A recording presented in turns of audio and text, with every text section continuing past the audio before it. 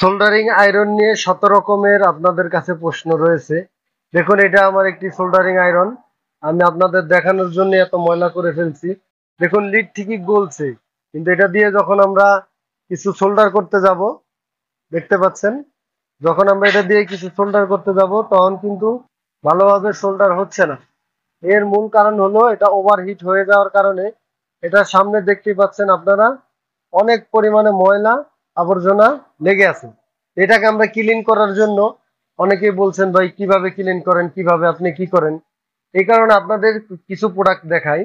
এটা হলো আমাদের, যখন ওভারহিট হয়ে যায়, যখন এটার সামনে আমার সোল্ডারিং বিডে যখন অতিরিক্ত ময়লা জমে যায়, আমি এটা ইউজ করি। এটা ইউজ করলে খুব সুন্দরভাবে আপনার সোল্ডারিং লিডটি পরিষ্কার হয়ে যাবে, সেটা আপনাদের দেখাচ্ছি। তারপরে এই ধরনের কিছু পেস্ট ব্যবহার করি, যেটা স্মুথ ঝালাই জন্য খুবই উপকারী। তারপরে এই ধরনের পানি জাতীয় একটি লিকুইড আছে, এটা ব্যবহার করি।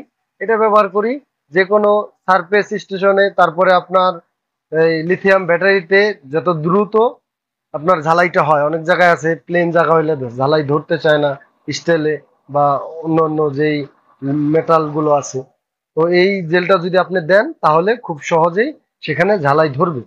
এখন আসি আপনাদের সোল্ডারিং আয়রন ময়লা আবর্জনার কারণ কি। এই ময়লা আবর্জনা বেশি হয়ে যায় দীর্ঘ সময় যদি সোল্ডারিং আয়রন আপনি এক জায়গায় রেখে দেন, হিটে আপনি কাজ না করলে এই অবস্থা হতে পারে।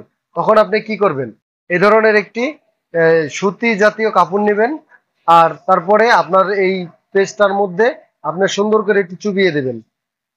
দেখতে পাচ্ছেন আমি কিন্তু চুবিয়ে রেখেছি, প্রচুর পরিমাণে ধোঁয়া হয়, দেখতে পাচ্ছেন। এখন আমি এটাকে সুন্দর করে পরিষ্কার করব।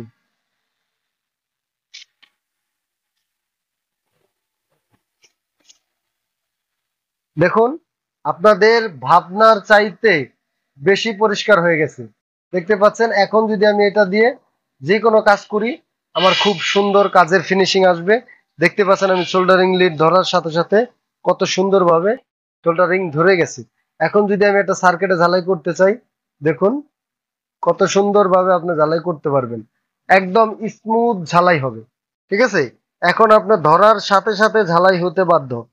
দেখতে পাচ্ছেন আমি কিন্তু একটু মাত্র 1 সেকেন্ডের মতো ঠেকিয়ে রাখছি, কত সুন্দর এটি ঝালাই হয়ে গেছে।